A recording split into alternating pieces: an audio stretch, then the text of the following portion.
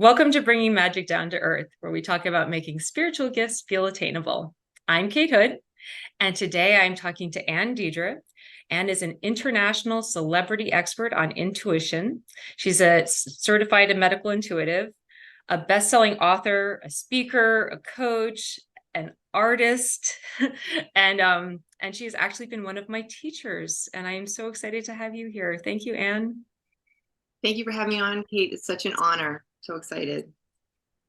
Well, just to start us off, could you tell us about you and your journey and how you came to this space, how you started talking to the angels, which is what we're going to be talking about? Yes. To think about my life before that connection and after it really is remarkable. I think a lot of us, light workers and the way we want to elevate the consciousness, I think we've had pretty ordinary-ish kind of lives, but then a spiritual awakening happens. For me, I went through some tough times. I started, calling out, help, to God and company. And I was my prayer was answered. I think is how I want to say that. I'm guided to say that, and that came in the form of a magazine at a health food store that said, "Would you like to receive the divine?" And I thought that sounds really good right now. And I read the article. I ordered the meditation tape by Yogananda, who was an ascended master. Didn't know anything about this in 2004, and then I started doing the Kriya Yoga meditation. So, come to find out, what I was doing was raising my vibration so that I could connect with the higher realms, which I know was really pre-planned before my birth, but had no idea during my life, was just clueless about all of this. And so when different things started happening, like synchronicities, and heard about an angel class, I think I'll try that. And just one thing after another just kind of culminated in being able to work with people and have ongoing conversations, dialogue, ideas, inspiration. And so for the past, it'd be 20 years in January that I've been doing this. And it really is endless and infinite in the best way. So it's always there, and you just have to be open and allowing to receive it. So that's the key. Yeah. Raise your I'd love vibration. I'd love to hear a little more about how you connect with the angels, what that's like, maybe even who you connect with if it's very specific. Yeah, and just like how what that experience is like, how they started coming into, because I know that evolves over time. Right. Well, I'm always surrounded by my artwork. That came early in 1993. I had gotten a BA in college, a degree in art history, but I never felt confident to paint. And a high school art teacher had said, "Don't bother, you're not going to be any good." So I listened to that and I studied art. But then in my late 20s, I went through a difficult time, relationship, jobs, things like that. I just bought some paints. And what I did notice even then is I would start to paint, and I didn't have any classes or anything like that. This is just getting some paints, playing some music, and I could just hear, paint here and paint here. And so I actually wrote a book about it, and all my artwork. Years later, I found out that this was a new genre of intuitive art. So there I was, just painting and listening to I call it the voice, Gandhi called it the voice, and I could hear this communication about how to paint these paintings with no lessons. But I really didn't think that much about it. Just thought that was just, okay, this is pretty fun. But then years later, really, when I was studying that Kriya Yoga and doing the meditation, that voice became more specific. And then I saw a book I call it my imagination, third eye clairvoyant. Sounds kind of fancy, but that's really what it is. And I just saw this book in my head on a Saturday in the kitchen. Um, and I heard the words, "You will write a book." And I instantly knew, claircognizance, I got this download: take your paintings together and start writing about them. So I just followed what this voice said. Never had good writing experiences in high school, college even. But there I was writing this whole book and publishing it. So that was the first of it. And then when I was out there with my book, and a magazine editor actually stopped by my table and she said, "Have you ever heard of angel readings?" Hmm.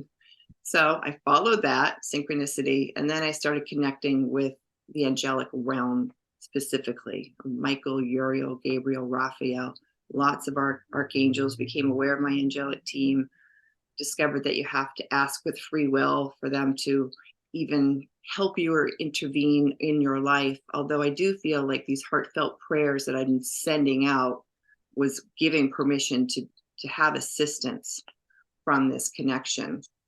Like, I love your summit, bringing down the magic. It literally felt like that. Like, all of a sudden I had this entourage and helpful information that I never had access to before. So I do call in specific ones. I channeled another book with Ariel.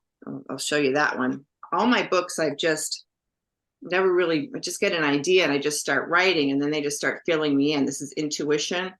It was going to be 6 basic instincts to change your life, but then Archangel Ariel came in and said, let's write a chapter about intuitive healing with nature. She's the nature archangel. So then I added another and changed the book cover and everything to 7. 7 basic instincts to change your life. And yeah, so that's how so I started working with them kind of broadly and then more specifically, harnessing really that connection. And the angel readings, actually, I was your student for that.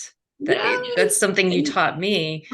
And I have to say, like, up until, well, maybe not, maybe I was a little open to it at that point, but prior, I had this idea that tools like cards or pendulums, I kind of had this idea of it as being cheating.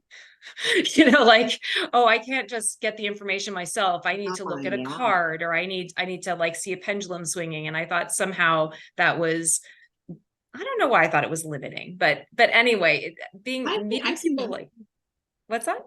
I can see that. Yeah. You're like, I want it direct. I want to hear it directly, and I don't want any intervention or anything in the way of that. So that's a very mystical connection that you have.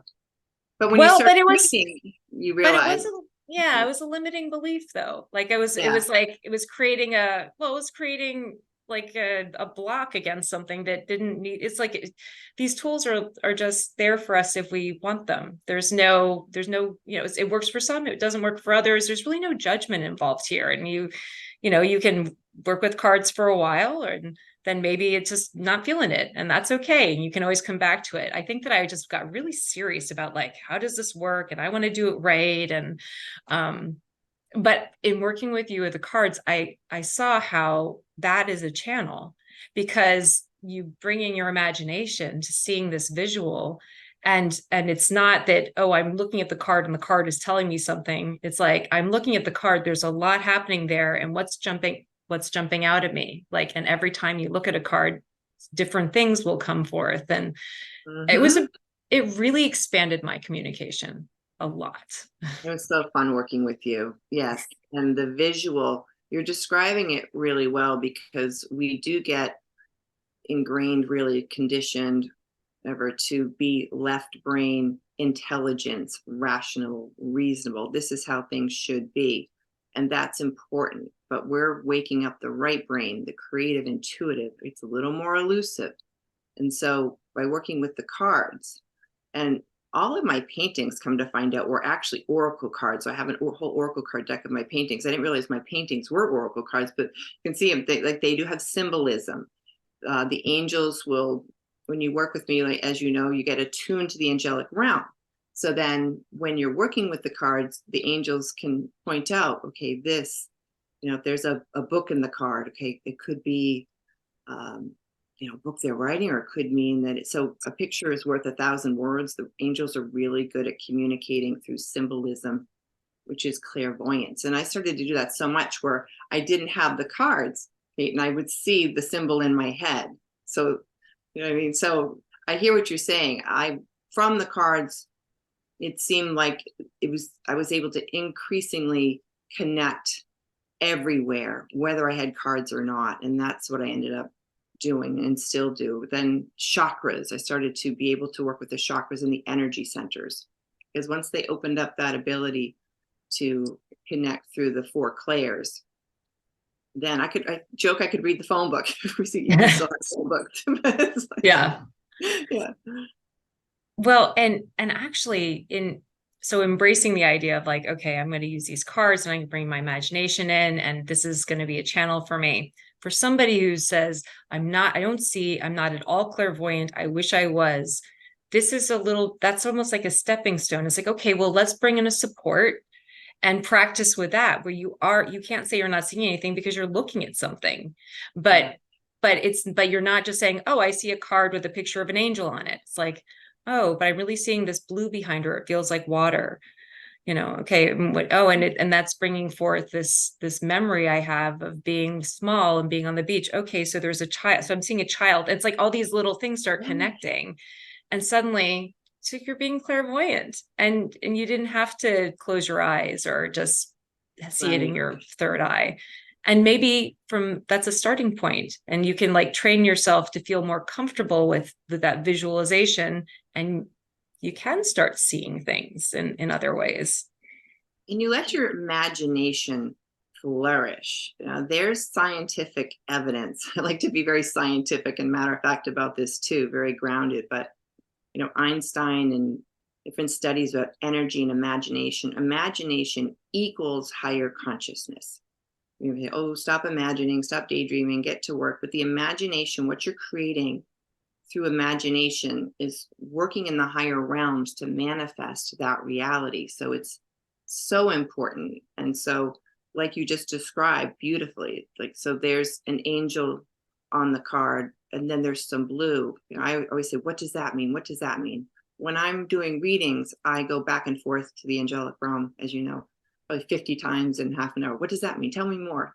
Because things mean things, it's like blue isn't just blue. And so you get to broaden your imagination and your intuitive awareness by bringing in all of these different, suddenly there's so much everywhere. Like, I go on a walk, or I've done readings. I have a membership group, and every month I do readings. And one time I did let's look around the house, and there was a salt shaker. It's like, are they low in iodine? Or is this time to spice up your life? So you really get to have fun with it. The Yeah. curtain on the thing, oh, it's a veil. Is there a veil between you? Are you a medium? I think so yes, you can look around your house and start to connect if you are willing to be open to the spiritual world so present in our everyday. That Yeah. was a big opening for me, that recognizing that how important your imagination is, because that is the thing that people will say. It's like, I don't know if this is real or if I'm just imagining it. It's to be like, well, it's actually both. You have to imagine it. Yeah. How the information flows through it, because you're not seeing it with your eyes, you're seeing it with your third eye, and that's connect and the medium is your imagination. Yes, and we get aware of, programming is kind of a heavy word, but yeah, we've had a few worlds within our world here, like the very practical, rational, reasonable. We want to keep that, but I feel like we're on a mission, a lot of us collaboratively, to awaken intuition, our birthright, and we just didn't get taught in school, really, of those. I think in some schools right now, there's more meditation. Um, my kids are in their 20s, and I thought, when can I open this door up for them to start to meditate and connect in a way? And I just kind of bided my time with that. But we weren't necessarily supported in being imaginative. So it does take a little bit of awareness to even know that, how important it is. And that's the thing. When I started working with universal laws and scientific evidence of hertz and frequency and things like that, and that's what Ariel helped me with in the nature chapter in my book, was that the trees have hertz, they have frequency. It's scientifically based that if this vibration is higher, then certain conditions can occur. And that's what working with the angelic realm has really helped me with, is to raise my vibration more and more, so that things happen because they do. It's not an opinion, it's not a debate, it's a researchable frequency of a higher vibration. And now we're talking about vibration, but when I started this, nobody was talking about it. But the angels are also trailblazing pioneers. You probably knew you're ahead of your time a little bit, Kate. You ever feel like that? Like, I kind of like knew some Yeah. things, and now we can really say, hey, let's talk about frequency. Let's talk about how's your energy. You see it on Yeah. everywhere now, which is wonderful. Yeah, if you can remember things that you thought about or felt when you were a child, that's a really, really good way to see how you Mm. were so connected. Like I remember going, like my parents were not religious. My mother was actually really into the new age in the 80s. And so I had a little bit of an introduction to all of this. But I did end up going to Catholic school just because it was a good school. It was convenient. I mean, looking back as now an adult and a parent, I'm like, oh yeah, I can see all the reasons. This was probably affordable and it was near, it was close to the office and it was easy to drop me off, whatever. But so I went to Catholic school and it ended up being like through my whole school life. Like I ended up going to Catholic high school too. And so I'm surrounded by people who they talk about. Actually, that is not true. My friends never talked about God. This was not a thing. We were like regular teenagers or kids and just playing, and there was no, we didn't have mystical, conversations about God. But I would go to mass, and if you're in school and it's a Catholic school, you do go to on the holy days that you have. It's almost like assemblies. You go to mass, Yeah. and I just always felt like, okay, this is an interpretation, like totally valid, but it's kind of, I don't know, it almost seems a little symbolic to me. Like it's bigger than this. And as a child, I just knew that. I was like, well, it's bigger than this. This is just one way of doing it. And I didn't think about it. That's just, Mm. it wasn't like I thought it through. That's just how I felt about it. And looking back as an adult. Yeah, I get it. And I Past think life or re-awareness of your eternal soul timeline where you know things. A lot of us have come in with great awarenesses of our spiritual connection, and then I call it the divine amnesia land. When we decided to be born on this planet, it was to have a complete forgetfulness of everything we knew. But so you could start to see in the dawning of your consciousness this awareness of like, wait a minute, I had that too. I went to church every Sunday with my parents, and I remember the priest saying something when I had my son baptized or first communion. I did that in the 90s, and the priest said, well, I will forgive you. And with all these parents in this big church, I raised my hand. I said, excuse me, you're not forgiving my child. I thought this doesn't sound right. It was just I don't know, just like this inner, like, well, who's that? How do you know? Like, just I think that's what you had too. Like this, I call it the mystic in us, the true spiritual awareness of something greater. yeah. Like divine laws, we just know. We don't have to, like there's just in our heart. We just know, I think. And you've had prior lifetimes being very connected to great spiritual truths. So those don't go away. Those stay in our heart, and they get awakened when we kind of notice something maybe a little bit off. That's like also an indigo trait. Talk about, the indigo and the star children, things like that. Indigos know, that's not quite right as I know it to be. Yeah. Whether people are talking about it or not, we just know stuff. Yeah. And so like you encounter organized religions, and it's sort of like, well, actually that was something that kind of came later, where I'd say like around high school, I started feeling kind of turned off to all of it, because it's a lot of rules and a lot of judgment. And, there were some things that I just wasn't, I don't know, dogma. There was a lot of dogma that I was having a hard time feeling like, I don't know that I believe that. I don't know that I'm okay with that. So it sort of was like a little bit of a pushing away, like, no, I don't like any of that stuff. And so really, I mean, I didn't know anything about ascended masters. So to me, Jesus, I'd be like, okay, yeah, all the Bible stuff. And I was like, okay, I think he was just a really good person, and he had really important messages, and they got kind of misinterpreted over time. And, I don't know that I don't know that the people who are explaining things to me in church and in school actually understand what they're explaining. Like, I think I actually get it more than they do, teenager. I'm a teenager. I think I get this more than you. Yes. But so I was sort of like, don't like church stuff. And my husband is Catholic, and we don't go to church or anything, but he really holds a lot of that in his heart. And he would talk about how he has a very strong connection to Mother Mary. And again, I'd be like, church stuff, you're not so interested. That's nice for you.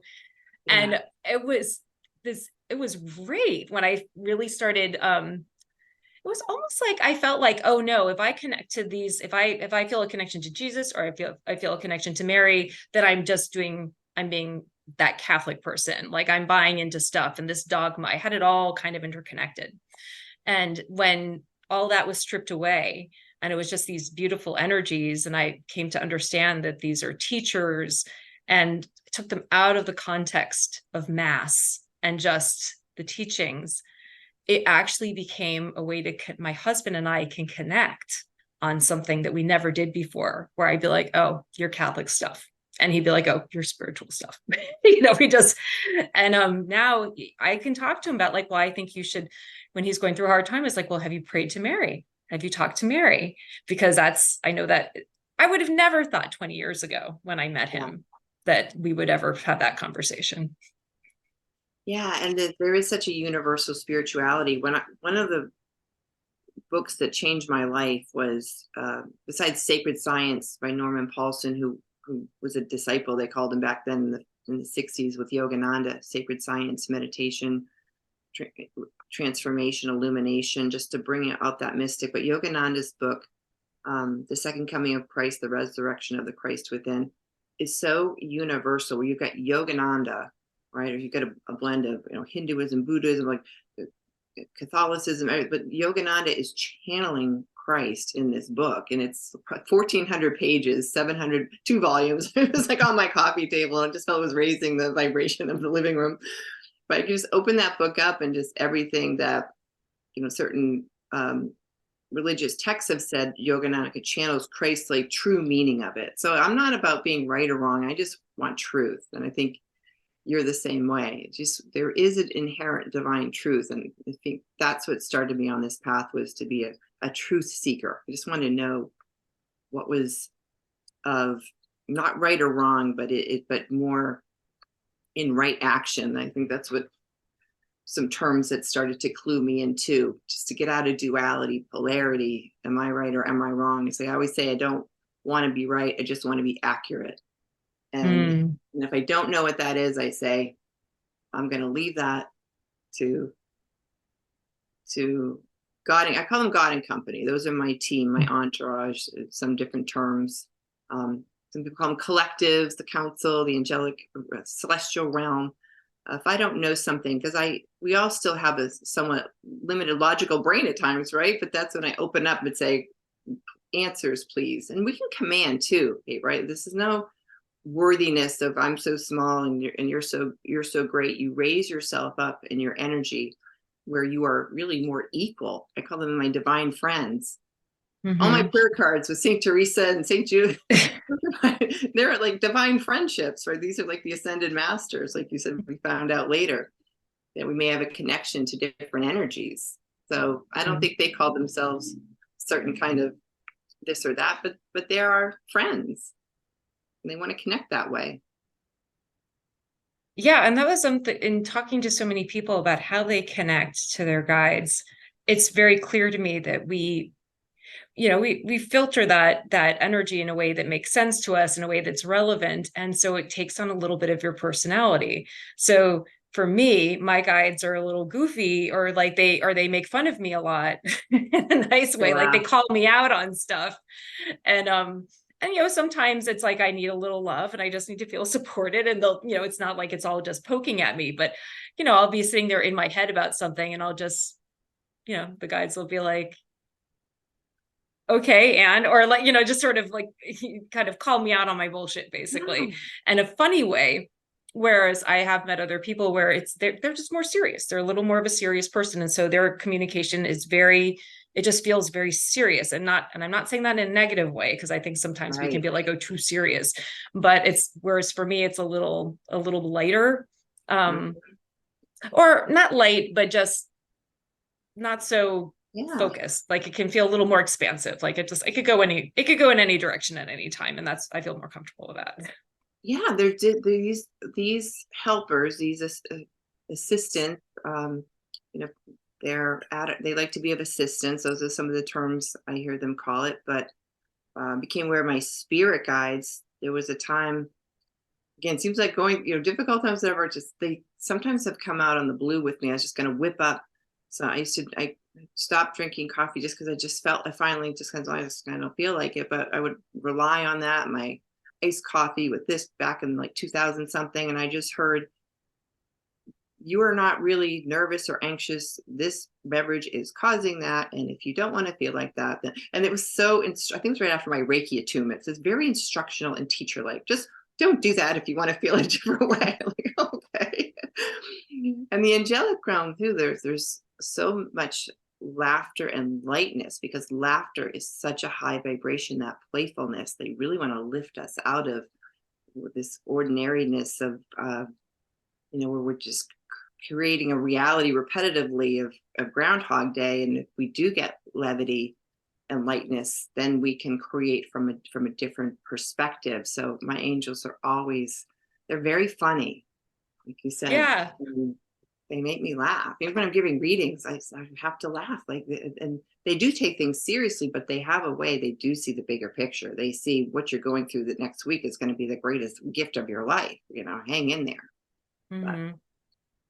yeah. Well, and the humor and laughter, that's we actually say that it's like laughter is like it's medicine. It's very healing. Laughter can be very healing. And that's like, if you're doing energy healing, that can be some pretty powerful magic right there.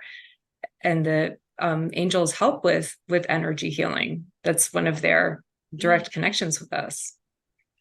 Absolutely. Yeah. When I started taking some weekend courses, we'll try a little tarot, a little this or that. But I noticed when I was working with the angelic realm that people felt better after my reading. And that didn't always happen. Again, different readers, different styles, whatever. But I just kept noticing repeatedly that the angelic realm was helping to bridge where people were to where they wanted to be.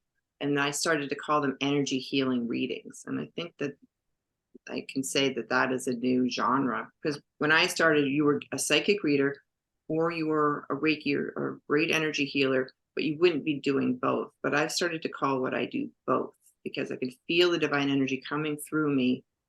And you know this too from working with the cards, and you did beautifully with that. You start to bring through this information, and you start to feel better that you're saying something. You can kind of tell, or you can tell that this is, I'm connecting to higher realms, and you can't help but feel better. So it is energy healing and reading combined. Mm-hmm.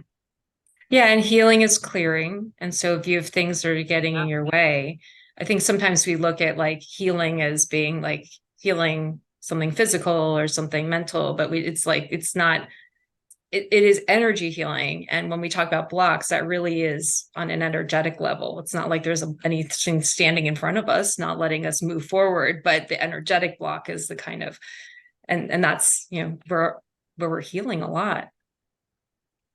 There's something just life changing when somebody that's connected to the higher realms gives you information that you never told them. That is so profoundly healing too. That's what I started to discover.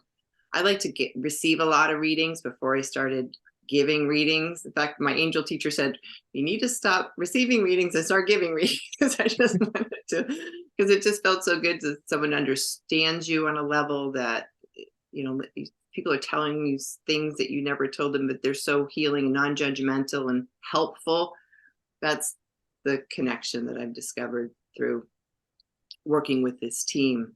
So, and then this writing piece where I didn't consider myself that highly intelligent that I could write volumes of information, of wisdom. But after several best-selling books, I say with all no false humility, it comes through me as I open myself up to be a vehicle.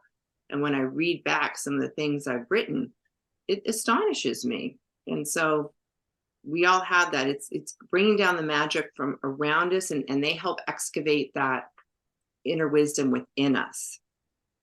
I think it works, surrounds us, and it's within us too, right? Yeah. And writing has become so much more accessible for people who, like, maybe it's one thing to write a book and want to have it published, but you can still do a lot of writing and have it be seen with the internet. blogging. Yes. When I was when my kids were small, I was doing that. I had a blog, like, it was sort of it was, and it was a Oh, small enough world that you would really know people. We weren't interacting on social media. That wasn't really a thing yet. We were like going to each other's blogs, reading, commenting, and then you'd see somebody commented on your blog, and you're like, oh, who's this? And you go check out theirs. It was so social. And why am I talking about and you this? have a new Oh, title, a blogger. No, I get it. Yeah. Well, I was yeah. writing with the angels, and you're expressing yourself through writing, and you're right. You don't have to go to the library. Now you can. It's so expressive, and you Mhm. connect And with. it's creative. I thought it was really interesting. Like I was like, I want to write this the way I want to write this, but I know that's not grammatically correct. You're not, because I remember from English class, you're not supposed to start a sentence with and or but. When I'm writing, I start a lot of sentences with and. It's just because it sounds like the way I speak. And people like to read what sounds like that somebody talking to them. It's much more, Right. it just feels more real and like more personal. And so, yeah, like that's, and so automatic writing and writing through like one of the things that you're teaching about, and I do want to hear about this, you're writing through a channel. You're not analyzing like the structure of the sentence. You're just like you're writing emotion, you're writing expression, and you don't get all hung up on, okay, I can't begin that sentence with an and, so strike that. Yeah. It's like that's not the Oh, point. yeah. I've edited, like I said, I've published 10 books, and I've been editor, writer, everything. I've worked with a publisher, centered the manuscript, and we go back and forth that. And ultimately, I'm an intuitive writer. And if I want to capitalize something for emphasis in the middle of a sentence, I'm going to do it. Yeah. Yeah. And new genre, trailblazing. We are going in, this is the intuitive age. We have our, what do you call it? Agricultural, industrial, and this is the intuitive age. So we are trailblazers. The way you just expressed that was trailblazing. Like, don't have to be, we can still be grammatically correct, but we can write from a different aspect of beyond the rules of what things look like. And the creativity is just essential. And that's what you're describing too. And that was my permission to write just volumes without having to second guess, write first, edit later. And then if you don't like where an apostrophe is or something, you can move it. I've had editors, but I like editing my own work because I've had editors say that doesn't belong there. So, well, let's talk about this, and I'll, look at what they're saying. But overall, there's much more freedom. So it's liberating to get out of your energy field what you have to share. And everybody has something to say. So there's no, I'm not a writer, I'm not creative. Yes, you are. So what is this work that you're currently doing with people on teaching them about writing with angels? Yeah, I started writing when I would look at an oracle card and start to write messages out in journals. And I found all these journals where I'd written these messages, and I was really just so just kind of shocked that I'd written that wisdom, and remembering even years ago, like, I wrote that. And so this angels came to me in spirit, said, let's help other people access this inner wisdom and this connection through writing. And I've taught higher self channeling, speaking and writing. And I always say, and I find when you're writing something, you don't necessarily have to show it and post it. You can keep it to yourself. So it's a nice way to be able to provide validity that you're receiving some connection and information, communication, and you can just decide what you want to do with it. Readings are great too. I do my 20-minute, 31-hour readings, deliver a lot of information. There's recordings. I say take notes, but there's something in the writing piece that spirit and the angels are really helping me to get people together to start moving that energy and helping provide the world with more wisdom that's locked inside. Like a crystal has wisdom locked inside. I think we all have wisdom locked inside. So I'm just putting together a program to start working with people to focus on whether it's a blog or readings or writing that book, helping get that information out in a way that that feels good and feels connected is what I'm working on. So, and more books myself, because the information just keeps coming down through the heavenly realms, higher realms, and I have to mark out a whatever day of the week and sit down and start writing because the flow just starts. So do you find that when you're working with people on learning how to do automatic writing, which seems like you should just know how to do it, well, you just sit down and write. It's like, well, you don't realize how much your mind Yeah. wants to like get in, your logical mind wants to get in there and start, getting ahead of you. And so there is a real it's not an art to it, but it's there's a method to it. It's not as simple as Absolutely. just sit down and write. Absolutely. And I have a method. I have a method that they taught me. And like it's when I sat down 2004, it came right through. But I absolutely have a system, a method to be able to connect. I call it inspired writing, guided writing. There's a prayer I say, which you learned in my angel class. I don't do anything without saying my prayer. I said my prayer before I came on with you today. Before I speak, write, paint, anything, I have a particular prayer of connection. And I think that establishes it a little bit differently than automatic writing, where there is a flow of information that can come through you through automatic writing. But with this prayer, I think my system's a little bit different. I have a system, a way of connecting and using the four clairs: hearing, seeing, feeling, and knowing, and connecting with that through writing. You're absolutely right. There is a method and a preparation, and I'm a divine catalyst. I've learned too. Like I have so many attunements that when people work with me, they become attuned too. So they surprise themselves. I think you're a little surprised when you started flowing Yeah, information. Yeah, there's absolutely. intuitive vibrational catalyst, the way the angels can work through me to the people I'm working with to catalyze that ability.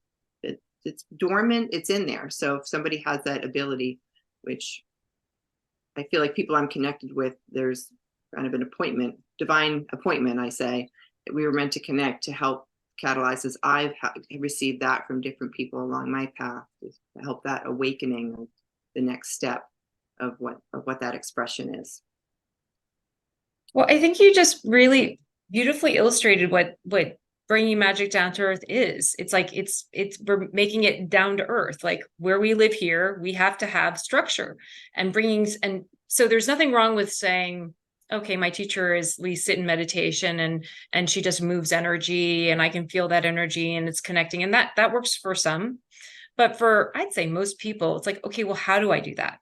And just being able to say like here's a method where you do need to use your mind a little bit, but that's no less divine than just sitting in meditation, because everything about us is divine, including our mind. We are given our mind to help bring through things and to not just reject it out of the hand and then we're sort of floating.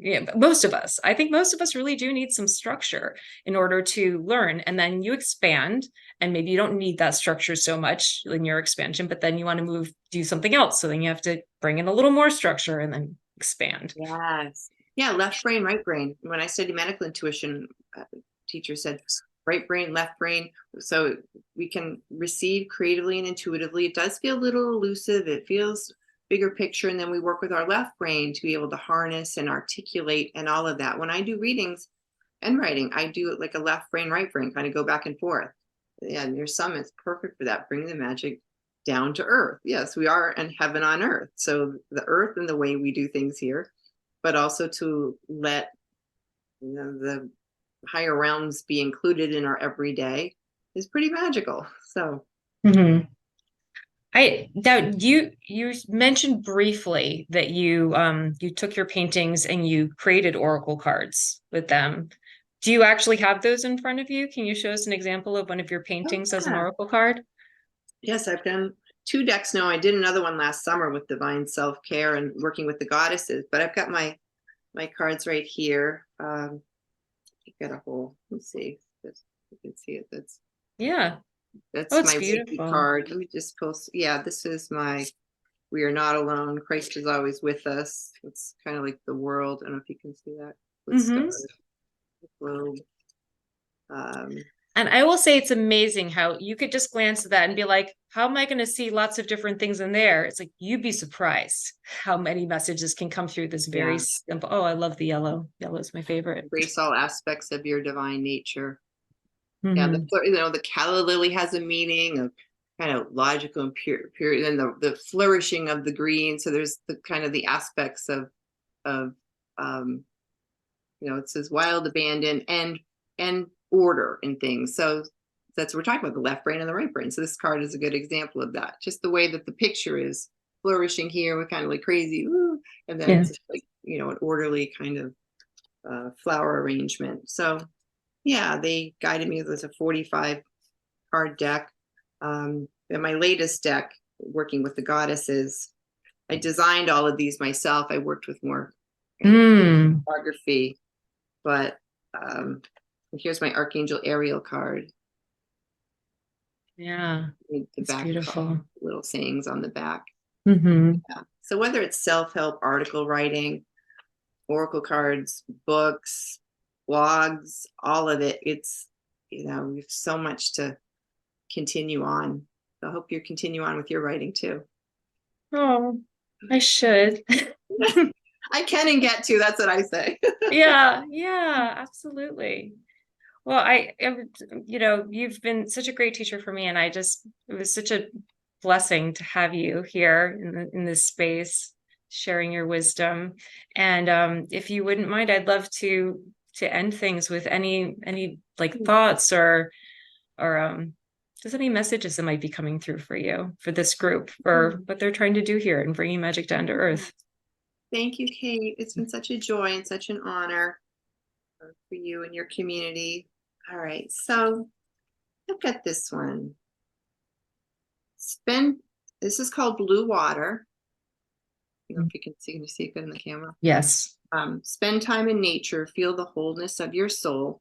Again, we've got some of the parts and the sacred geometry. Notice the sacred geometry in nature that is instantly elevating in nature. There are encodements of consciousness. So even if you're looking outside, just know that it's a connection where everything is spiritually in a higher vibration.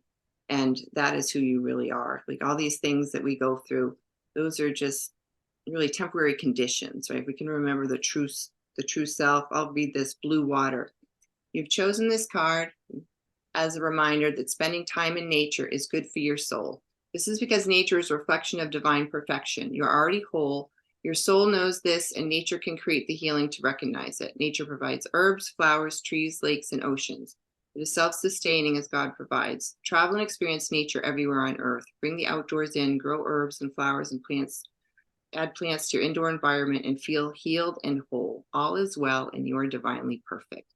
Yeah, so when we work with the higher vibrations, the celestial realm, everything is already in the now and has already happened. Like you are not in the process. You've already become all that you are. So just remembering that and owning that and claiming it does bring in that into your experience more. There's nothing missing. So you are already that which you seek. So thank you, Kate. That was really fun. Lots of blessings to you and everyone.